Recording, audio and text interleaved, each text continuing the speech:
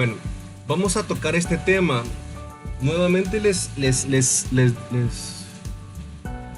exhorto, les invito a que utilicen su mente crítica. Ustedes ya no son niños de primaria y deben de entender que hay realidades que no nos las cuentan como son. Cuando hablamos del descubrimiento, conquista y colonia, es el proceso histórico que desde mi punto de vista, y aclaro, este es mi punto de vista, no conocemos realmente los acontecimientos reales que sucedieron durante todo este proceso. Para empezar, se habla de un descubrimiento, y yo personalmente no lo veo así. No descubrieron absolutamente nada. De hecho, si lo queremos ver desde el punto de vista histórico, ya existen datos fehacientes que indican que previo a Cristóbal Colón habían o llegaron otras civilizaciones previas. Incluso se cree que los chinos, los vikingos, e incluso hace unas semanas leí un artículo sobre la posibilidad que los polinesios también ya habían llegado a estas tierras.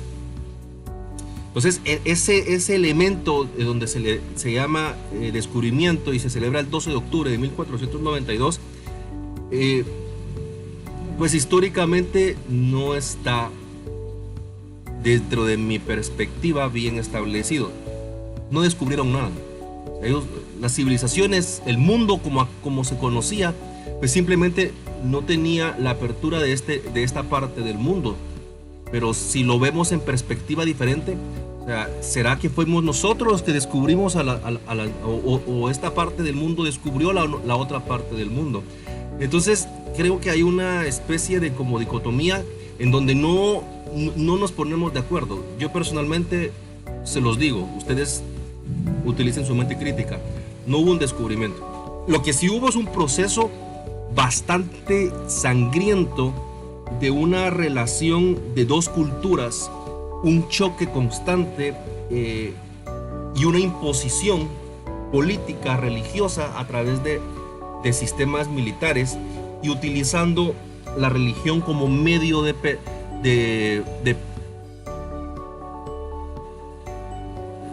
excusa, si lo queremos ver así. Ojo, esto no lo digo yo como una situación a priori o que se me ocurrió. Durante el transcurso desde la universidad hasta acá, pues he podido leer algunos documentos, he visto conferencias que me terminan de a mí formar una idea de que el proceso que nosotros conocemos no es el verdadero. Vuelvo a insistir, se los dejo a criterio. Lo que conocemos y lo que nos dan la historia maneja términos como los que vamos a ver ahorita. Primero, los factores que permitieron la expansión europea. Europa buscaba sociológico, sí, digamos, desde el punto de vista social, una expansión no solo política sino militar.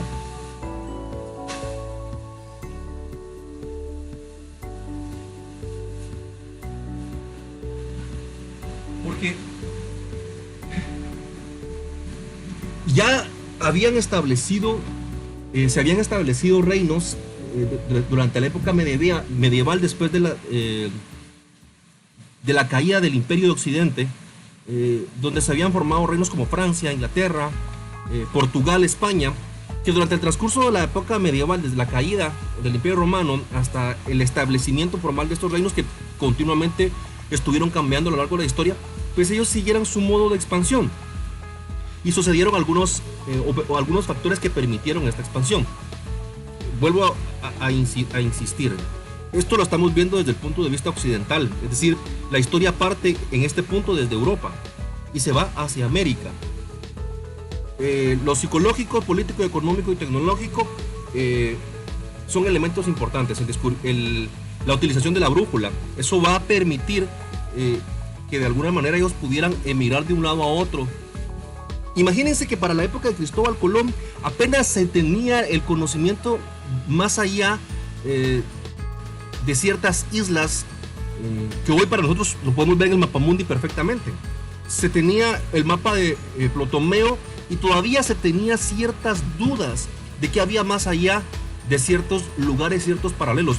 Incluso cuando Cristóbal Colón hace el análisis del tamaño de la Tierra, se confunde de tal manera que cree que había llegado a Japón. O sea, había todo un continente que nunca había sido tocado o colocado por los filósofos clásicos, que son, les hablo del mapa de Ptolomeo, que es el que de alguna manera se seguía usando cuando Cristóbal Colón hizo el análisis de porque él estaba buscando una ruta comercial. Entonces aparece algunos elementos tecnológicos en los barcos, en las carabelas, la vela, la brújula, el astrolabio, que son elementos que van a permitir un desarrollo más amplio de las velas. Entonces aquí vemos cómo es que Cristóbal Colón llega a estas tierras. Él hace todo un proceso político para poder conseguir la posibilidad. Incluso hay un matemático italiano que le da el apoyo de que él, cuando se presenta a la corte, para que digan que el respalde que lo que él establecía era correcto. Este tipo de traslado a estos puntos son consecuencia, primero, de la necesidad de un área, de un camino comercial más corto, porque ya Constantinopla había caído, el Imperio Otomano había tomado el estrecho y no permitía que el comercio continuara hacia Asia. Entonces había que buscar un nuevo comercio para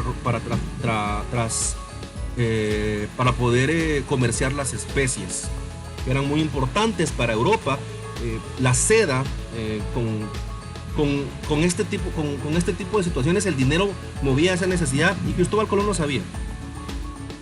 Entonces, cuando llega a estos lugares, él creía que había llegado, incluso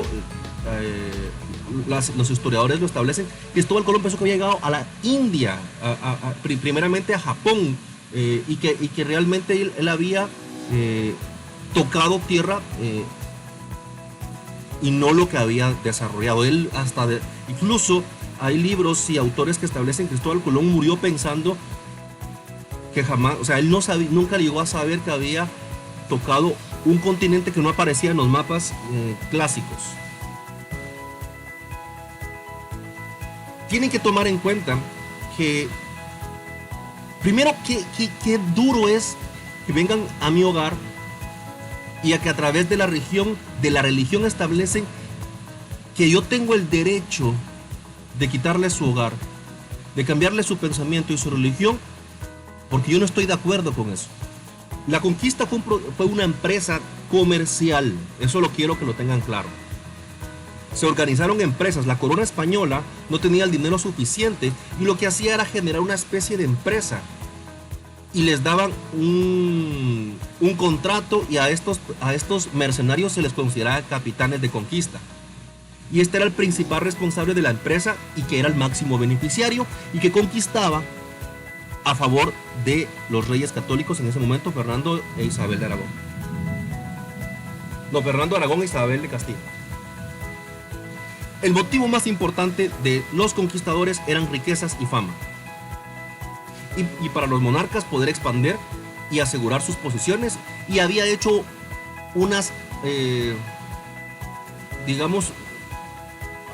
había negociado el permiso de la iglesia para poder conquistar las almas que se encontraban en esta región a través de la evangelización. Entonces, lo que hacía la corona era que generaba unas capitulaciones. ¿Qué eran las capitulaciones? Eran estos contratos que les estaba diciendo, que le daban derechos sobre los territorios que ahora conocemos como América, y que disponían de todos los recursos naturales humanos para poderlos conquistar. Entonces, esto era muy importante para los españoles, sin embargo, no para las personas que vivían acá. El 80 o 90% de la población de América, que hoy conocemos como América, no solo desapareció por la esclavitud y por los malos tratos, sino por las enfermedades que traían los españoles al momento del proceso de la conquista. Imagínense que los conquistadores tenían derecho de gobernar el área, tener porcentaje de las ganancias y disponer de los recursos. Aquí en América lo que se establecía eran que se traficaba con esclavos. Cristóbal Colón fue el primer traficante del mundo, junto con sus hermanos. Fue un asesino, una persona muy inteligente, un fetichista, un sádico, una persona que se dedicó a derrochar y a matar personas durante el proceso de la conquista. Y eso lo van a ver en algunas historias y documentos que establecen la verdadera historia de lo que hizo Colón. Colón incluso, y Bernal Díaz del Castillo escribe al respecto de lo que miró Colón, lo que miraba cuando Cristóbal Colón hacía este tipo de cosas. De hecho, hubo un momento que Cristóbal Colón se lo llevaron de regreso a España, engrilletado por los malos tratos que había hecho en la Española, que hoy conocemos como República Dominicana, con los indígenas.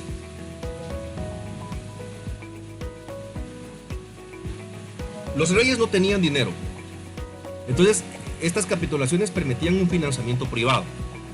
Entonces el conquistador llegaba con la capitulación y sus recursos financieros y organizaba este tipo de hueste, o sea, la expedición militar.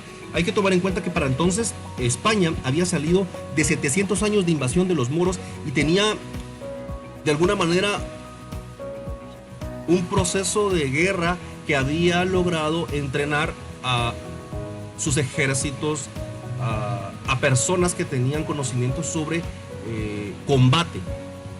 Ellos en Europa ya se manejaba el hierro, se utilizaba, habían estrategias militares utilizando la pólvora, cañones, es decir, estratégicamente y militarmente eran mucho más avanzados, totalmente diferente a lo que aquí se vivía en una época cuyo sistema de combate todavía mantenía una especie de lealtad y de proceso, además que las armas eran, por decir, eran en comparación a lo que tenían los españoles, eran abismalmente diferentes. Aquí se manejaba piedra, o sea, aquí no se trabajaba el metal, estábamos apenas desarrollando otro tipo de tecnología.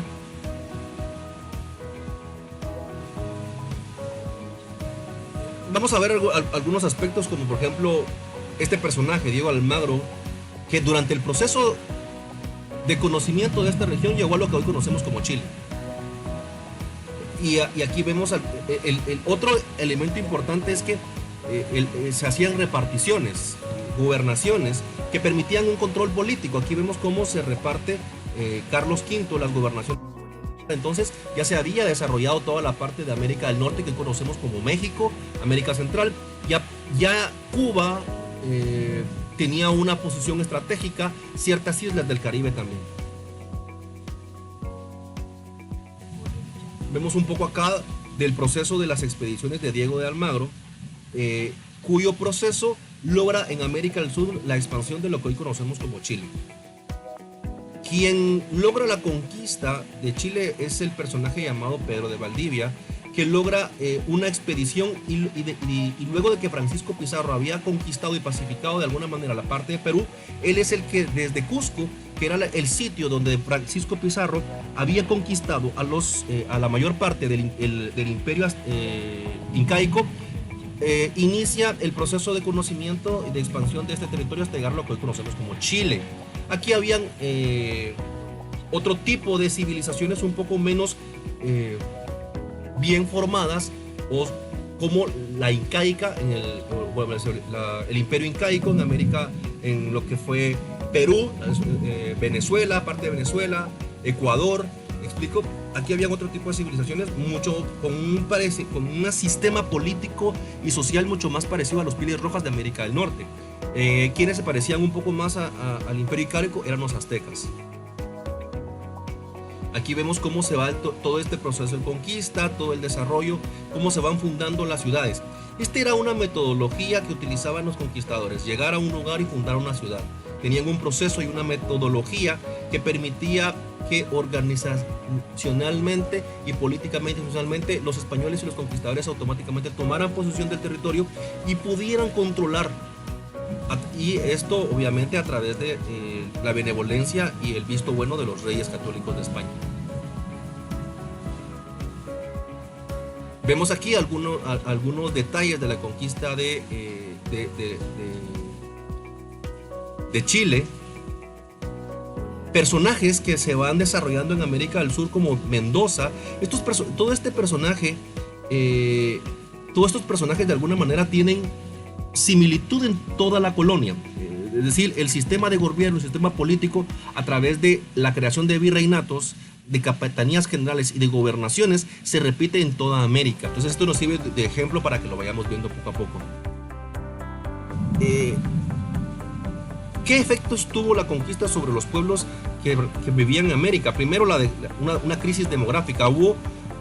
Existen datos impresionantes que la población se vino desde el proceso de la conquista hasta la colonización 80% para abajo, debido a la esclavitud y sobre todo y especialmente a las nuevas enfermedades que traían los españoles. Luego, este choque de culturas que provocó imponer tradiciones y costumbres que no tenían ellos en ese momento. Además, que perdieron todos sus terrenos y todos sus territorios y quedaron supeditados a lo que los conquistadores deseaban. Empezaron a perder su libertad de movimiento y de pertenecer a clases sociales altas a llegar a pertenecer a una de las escalas más bajas dentro de la clase social del proceso de la colonia, solo superado por los esclavos negros, que posteriormente, cuando se acaba la mano de obra indígena, empiezan a trasladar a la parte de América. Y para poder controlar a los pueblos indígenas se generaban los pueblos de indios, que son lugares que hoy por hoy todavía podemos encontrar en Guatemala. Por ejemplo, San Sebastián es un lugar que en algún momento tuvo su origen como pueblo de indio. Antiguo Guatemala tenía también, que era el Santiago de los Caballeros de Guatemala, pueblos alrededor, y así sucesivamente en toda América, que servían para poder tenerlos y controlarlos de alguna manera, y les pudieran servir. Lo que pasó con la corona española es que ellos consideraban a los indígenas primero como súbditos, pero no iguales desde el punto de vista social, o sea, siempre para abajo. Si bien es cierto, tenían leyes para protegerlos, eso nunca jamás se llevó a cabo. Es bien conocido que cronistas como Bernal Díaz del Castillo o otros personajes del clero español, si bien es cierto, los de la iglesia española los protegían, ellos también tenían esclavos, también tenían tierras, también tenían grandes posiciones y riquezas a través de la utilización de los esclavos indígenas, porque era una mano de obra barata y muchos ni les pagaban. Y entonces se genera el sistema de encomiendas. El sistema de encomiendas era: yo tengo a mi cargo una cantidad de indígenas o de personas. Imagínense, es como tener animales. O sea, sabes que yo te voy a dar 30 cabezas de ganado, tú las engordás y las mantenés. Tú tienes la obligación de curarlas si se enferma, de controlarlas y darle abrigo. Hoy por hoy, el ganado en algunas haciendas es mejor cuidado que la época que se les daba este sistema a los españoles, los encomenderos.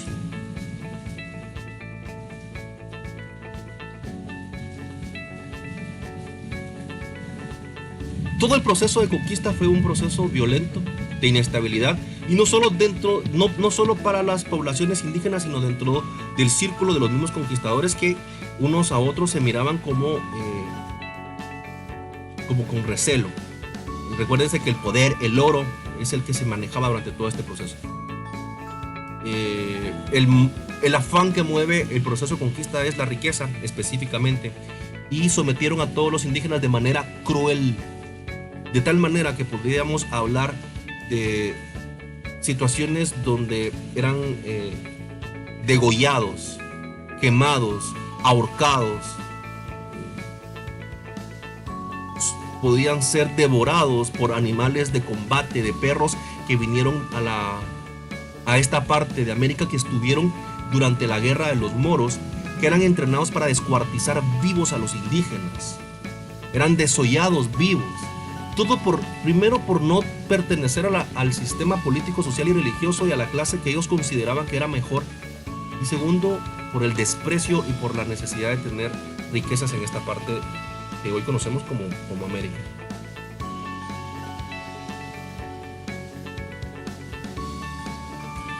Las encomiendas, esta era la forma de trabajo que va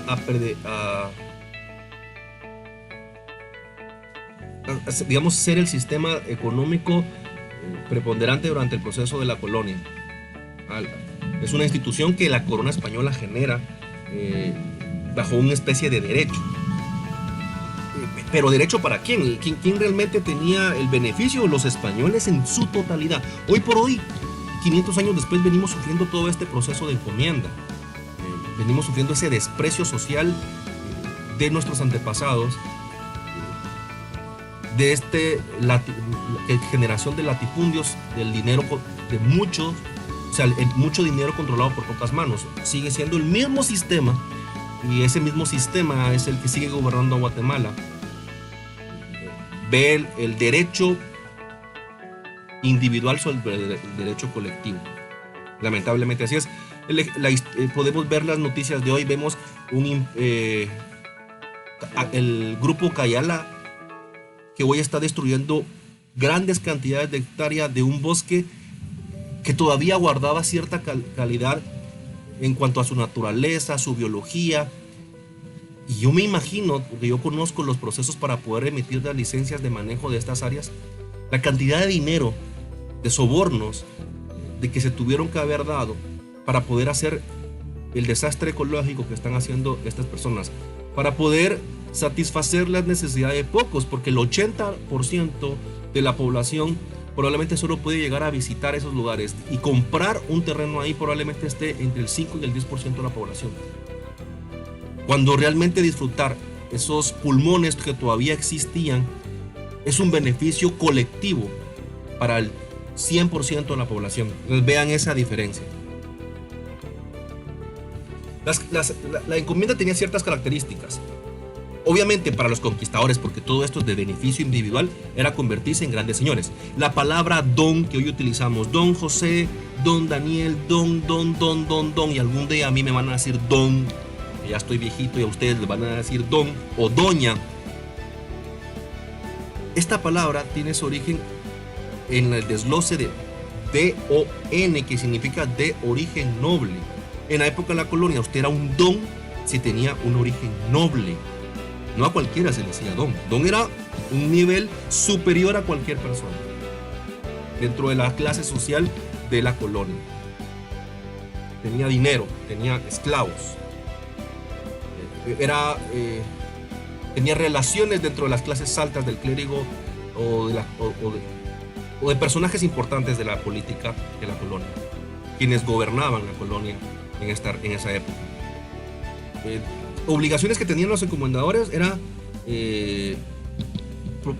propiciar la habitabilidad y defender las provincias donde fueron destinados para ser encomendaderos. Además tenían que alimentar y educar y evangelizar a los indígenas.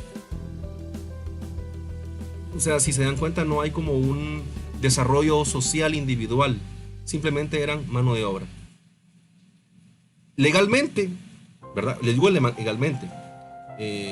Imagínense que la encomienda legal era entregada por el usufructo de 2 vidas. Imagínense el nombre, 2 vidas.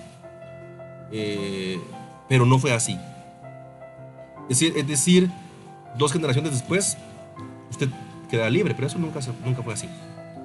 Los encomendadores prácticamente tenían grandes cantidades de mano de obra gratuita. Con esto lo que sucedió es que con estas encomiendas empiezan a nacer grupos sociales privilegiados que van a constituir sobre todo militares. No solo en Chile, sino en toda parte de Latinoamérica fue un sistema abusivo. Era un servicio personal y que estaba más cerca de ser esclavitud que encomienda. Esto obviamente va a generar rechazo en todos los indígenas por los abusos constantes, aparte que generaba enormes mortandades. Está bien establecido, y hay historiadores y autores que establecen, por ejemplo, el área de El Salvador, en el cual se sembraba el añil. Grandes porcentajes de poblaciones indígenas desaparecieron por el tipo de cultivo debido a las grandes enfermedades y a lo difícil que era este cultivo. El añil era lo que le daba el color a los telares y se producía en el El Salvador. desaparecieron por completo.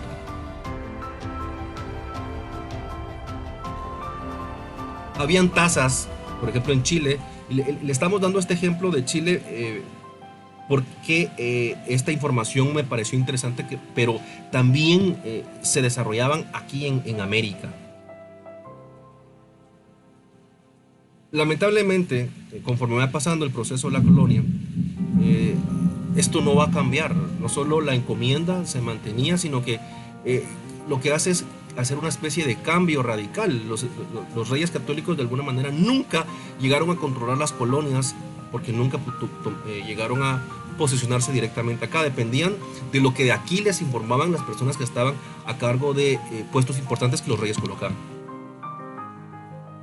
¿Qué sucede? Que la ruralización empiezan a utilizar mestizos y empiezan a ser estos los predominantes en la mano de obra, porque están desapareciendo, los indígenas como tal, los puros van desapareciendo por todo este tipo de tratos.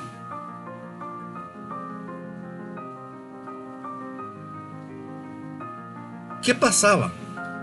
Los españoles abusaban sexualmente de las indígenas y empieza a haber desde el inicio, uno de los primeros mestizajes que están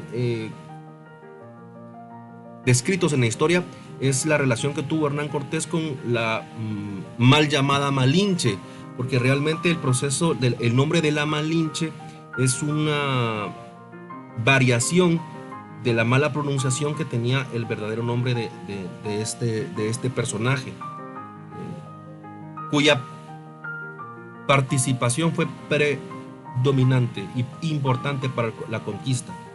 A mí personalmente me parece una vendepatrias, pero también personalmente me parece que lo que hizo es sobrevivir en un mundo donde todo estaba acabado. Usted es también una persona muy inteligente. Al no haber tantas mujeres en esta región europeas, pues los españoles abusaban de estas indígenas, y esto lo que sucede es que empieza, obviamente, después de un abuso sexual, etcétera, pues por ende hay un nacimiento, y esto produce los mestizajes.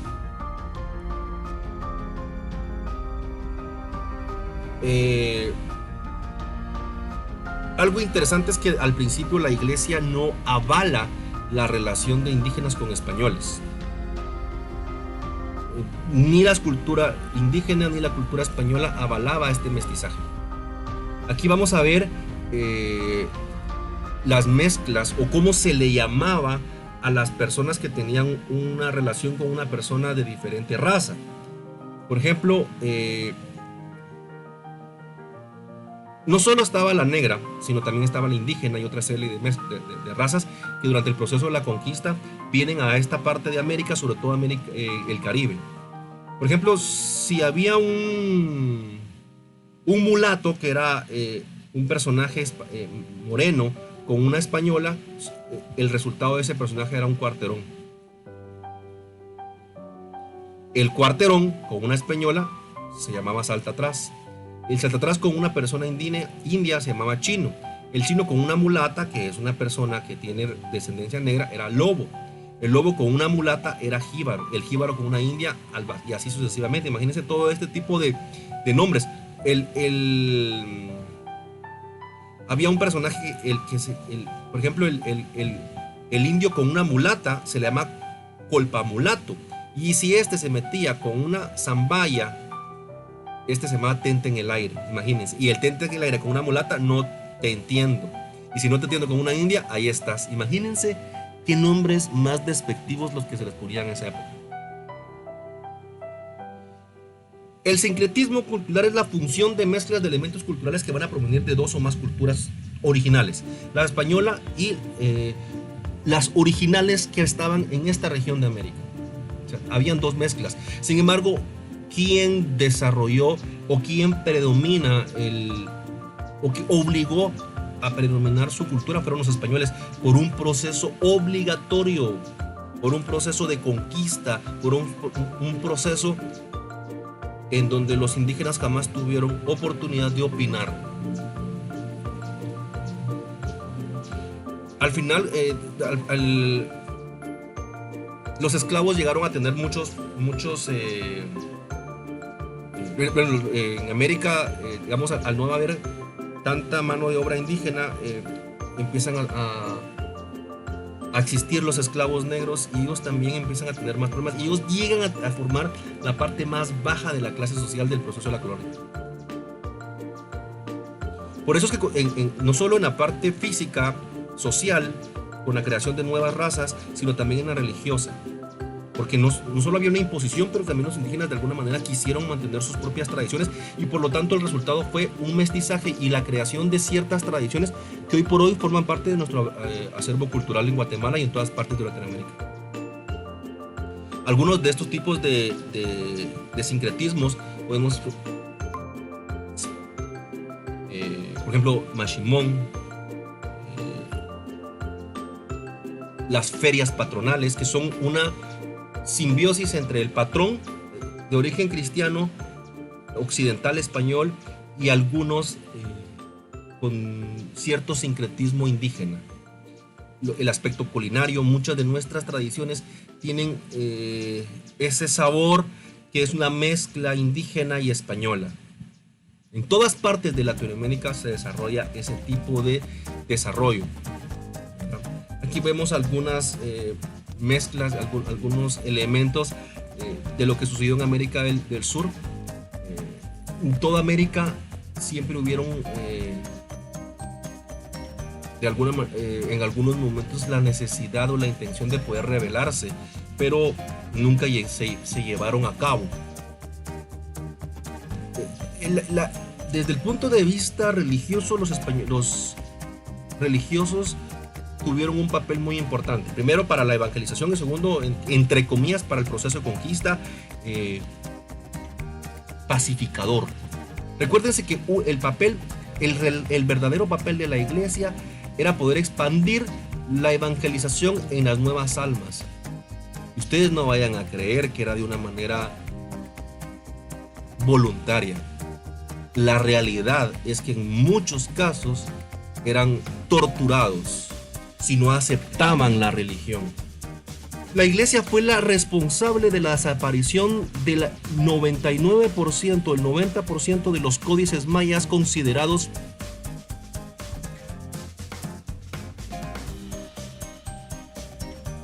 fuera de la religión, eran considerados diabólicos, paganos, y por lo tanto esto produce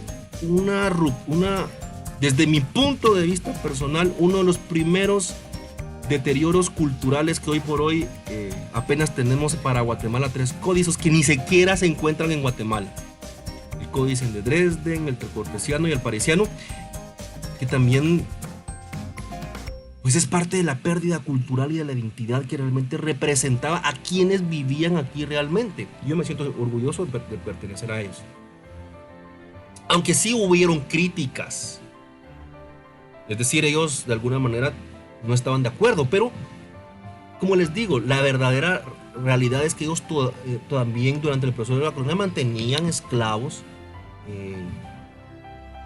No fue hasta en Guatemala, hasta el proceso de los liberales, cuando Justo Rufino Barrios vino y expropió todas las tierras que poseía la iglesia. El diezmo era obligatorio en todas las partes de América, sobre todo en Guatemala. Pero bueno, es parte de la historia real. O sea, aquí nadie se escapa de culpa. Algunas órdenes religiosas que vienen a América son los mercedarios, los franciscanos, los dominicos, los jesuitas y los agustinos, que van a desarrollar grandes trabajos arquitectónicos. Me encantan. En el antiguo Guatemala ustedes pueden ver esas grandes iglesias y conventos que durante el proceso de la conquista pues tenían, o de la colonización, tenían grandes ingresos por la posibilidad de tener territorios y terrenos, y que la corona pues también nos apoyaba.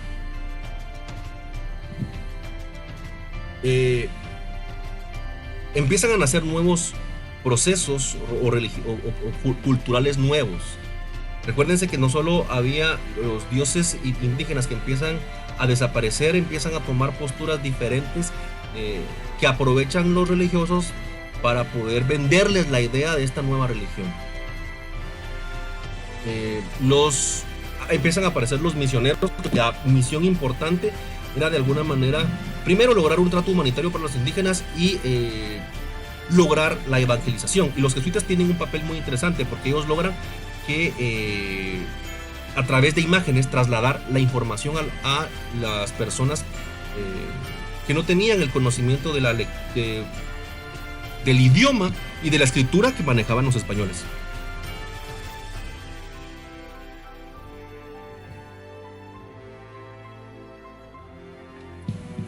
¿Cuál es el legado que nos dejan los españoles o el proceso de conquista de América?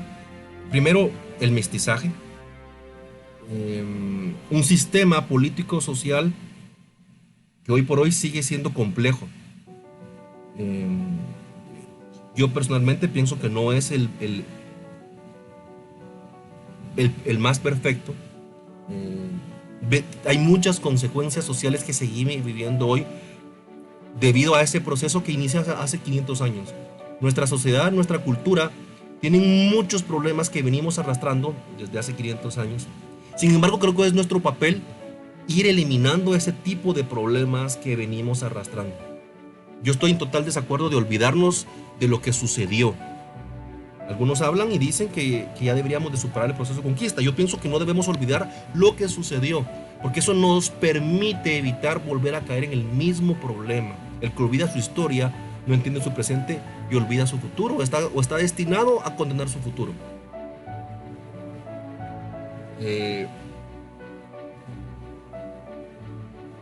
Estas eran las autoridades durante la época colonial. Había un rey, había un consejo de Indias, la casa de contratación, que era la parte que manejaba el dinero. Dependiendo del lugar, si era un virreinato, estaba el virrey, luego estaba la real audiencia, y dependiendo si había una gobernación, una capitanía general. La Capitanía General de Guatemala tenía cierta relación con el virreinato de la Nueva España, y estaba la Capitanía General de Cuba, luego estaban los corregidores, los corregimientos, y luego estaba el cabildo. Este era el desarrollo político. La casa de contratación fue uno de los primeros organismos legalizados en España para poder controlar la parte monetaria. Acuérdense que esto era una empresa, y lo que quería los reyes españoles era tener un monopolio. Ninguna colonia podía comercializar con cualquier otra parte del mundo más que con con las mismas entre ellos mismos. Esto tampoco se llevó a cabo, y esto fue uno de los problemas que lleva a la necesidad de tratar de emanciparse de la corona, el hecho de poder decidir con quién y el mejor precio. La corona ponía el precio que le convenía a los productos y a los servicios que se desarrollaban o que se producían aquí en América. El Consejo de Indias, que se funda en 1524, tenía como función de asesorar al rey en cuanto a los nombramientos y al nombramiento de funcionarios y a la creación de leyes específicas para el desarrollo de las Indias en América. Además, impartía la justicia, y lo que tenía era vigilar la aplicación de los derechos del patrono en América. Aparte, que está encargada de la defensa militar de todo el reino y fiscalizar a los funcionarios españoles que en América desarrollaban. Algo que jamás se hizo. Los funcionarios en América hicieron y deshicieron a su antojo durante todo el proceso de la colonia.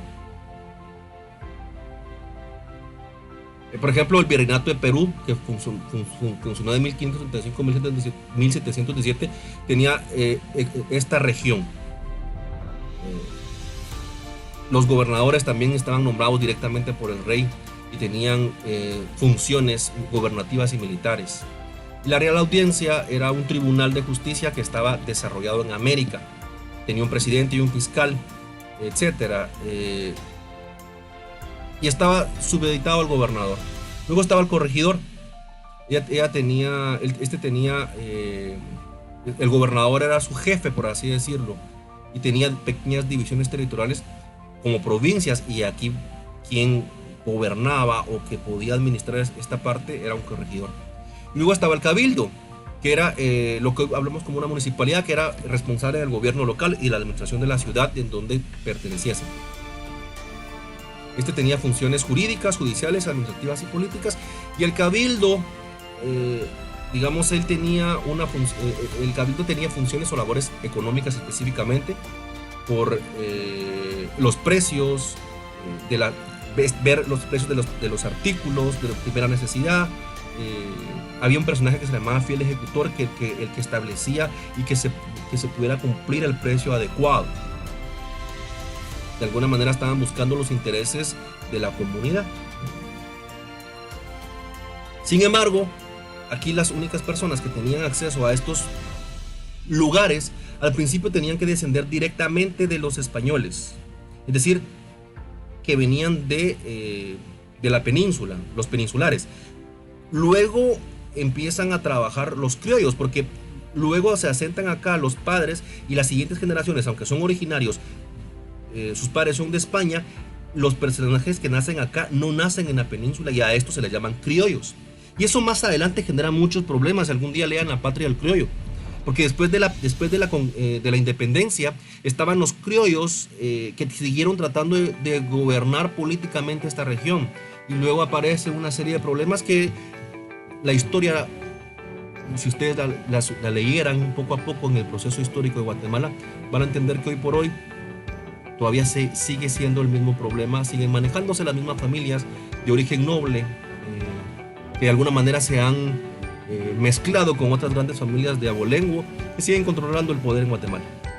Y en muchas partes de América el proceso se desarrolla de la misma manera. Pasa algo interesante en todo el proceso de la colonización, y hay ciertos cambios en la monarquía, y aparece una monarquía borbónica que su relación es de origen francés. Son los Habsburgos. Ya para entonces los Borbones ya no tenían la posibilidad de continuar, y la línea se traslada a los Borbones, que son estos personajes. Ellos tienen un sello muy importante dentro del proceso y empiezan a hacer ciertas reformas en la economía y en la administración de la colonia para poder controlar la parte de acá. Uno de estos va a ser Felipe V, el otro va a ser Fernando VI.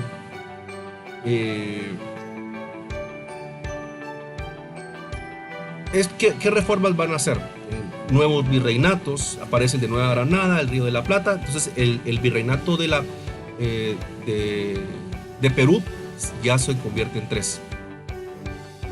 Empiezan a darse cuenta que la iglesia tiene un gran poder, y entonces ellos deciden empezar a expulsar a órdenes religiosas como los jesuitas, y eso va a suceder en muchas partes de América. También empiezan a colocar a personas importantes en cargos públicos, y se crea lo que se conoce como la Real Oficina de Marina de Indias. Aquí lo que les comentaba, ya aparecen los nuevos 3 virreinatos. Este es el virreinato de Nueva España. Miren, incluso toda esta región es lo que conocemos como California, como Texas, como Florida.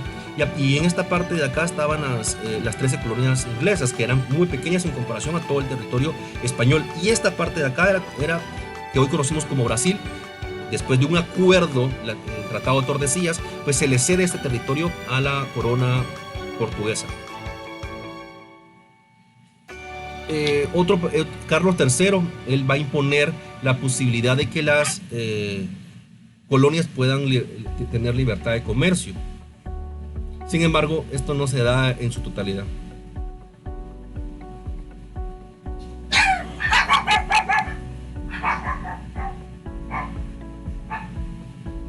Entonces, ¿qué legado nos deja el sistema de conquista español a América? Es un estado de carácter mercantilista. Hay un monopolio total durante la colonia, que posteriormente también es usado como excusa para poder, entre otras excusas interesantes, para poder emanciparse de la corona española. En realidad, el proceso de emancipación es buscar que no se le pueda trasladar el dinero a la corona, y ellos, o nosotros, por así decirlo, creemos que realmente fue un proceso de liberación. En realidad, lo único que hizo fue trasladarse el poder de la corona a los que controlaban América en ese momento. Hubo un cambio de manos de poder, pero el proceso sigue siendo exactamente el mismo. Los puertos importantes que teníamos en esa época, conozco casi la mayoría: Veracruz en México, que fue por donde entra Hernán Cortés; La Habana, Cuba, que fue uno de los puertos más importantes, porque de ahí llegaban todos los galeones cargados de oro y se iban para España. Portobelo en Panamá, que era muy importante porque trasladaba toda la parte del Atlántico, perdón, del Pacífico, salía en esta parte de acá y llegaba hasta Portobelo para poder luego irse hasta Veracruz. Recuérdense que todo este oro era trasladado hasta Cartagena de Indias y luego a caballo o en mula trasladado a Portobelo y luego Portobelo a Veracruz. Y eran trasladados por galeones, que eran este sistema de flotas que tenían los españoles para poder traer las riquezas. También van a trabajar la minería, la agricultura y la hacienda. Potosí es un lugar en Ecuador donde que hoy por hoy todavía sigue funcionando una de las minas de plata más importantes. Casi se cree que el 60-70% de la plata de la colonia sale de Potosí, que se encuentra en Ecuador.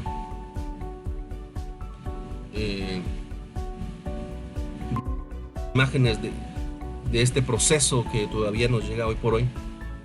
La sociedad colonial tenía riquezas porque tenía abolengo, pertenecían a ciertos estratos sociales. Eso era muy importante durante el proceso de la colonia. Hoy por hoy todavía se sigue viviendo este tipo de relaciones sociales en donde los de abolengo son los de las clases nobles y pues los normales como nosotros pues pertenecemos a una clase social baja.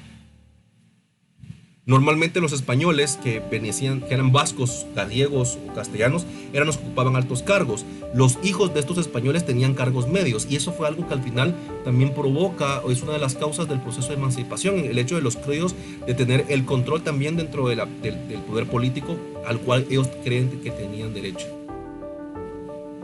Ya los mestizos, pues ellos no tenían ningún tipo de poder político. Los indígenas menos y los negros obviamente ellos estaban en la peor parte del escalafón social en la colonia. Recuérdense que la colonia fue totalmente mercantilista. Incluso hoy por hoy vemos latifundios, áreas de expansión de tierra en manos de pocos, grandes extensiones de tierra en manos de pocos. La explotación de los recursos naturales se sigue dando hasta la fecha. Les estaba dando el ejemplo de lo que hacía Cayalá. Y esto es muy mi punto de vista personal. Estamos hablando de octubre del 2020. Esto se ha repetido durante todo el proceso de historia de crecimiento de las poblaciones. Históricamente siempre, lamentablemente, el dinero, el don dinero, es el que manda y está al servicio de los que realmente lo quieren o que poseen o tienen la posibilidad de obtenerlo.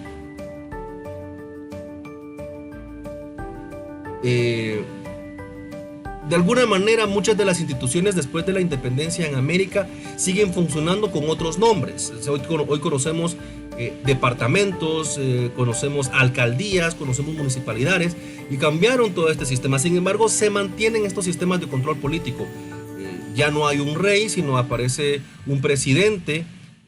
Durante el proceso de desarrollo de las provincias de Centroamérica, el crecimiento y la anexión a lo que en algún momento fue el Imperio de México, logra una emancipación de las capitanías generales, de la Capitanía General y de las provincias de Centroamérica.